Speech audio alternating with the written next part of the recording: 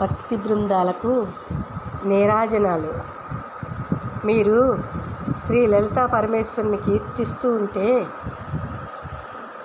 మీ జన్మధన్యం, విన్న మా జన్మధన్యం. ప్రపంచంలో దేహపోషణ కొరకు కర్మలు చేస్తాం.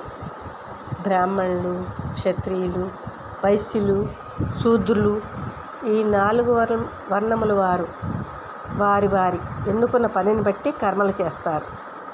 అది వారి స్వధర్మం. అట్టి స్వధర్మములు విడిచిపెట్టకూడదు. విద్యుత్ ధర్మమును నిర్వర్తించేటప్పుడు అమ్మవారిని కీర్తిస్తూనే ఉండాలి. అలా అమ్మవారిని శ్రీ లలిత సహస్రనామాల ద్వారా కీర్తిస్తూ ఉండాలి. అలా చేస్తూ ఉండటం వల్ల మన అంత్యకాలంలో అమ్మవారే మనకు స్మరణకు వస్తారు. అంతకన్నా మహాభాగ్యం ఏముంటుంది?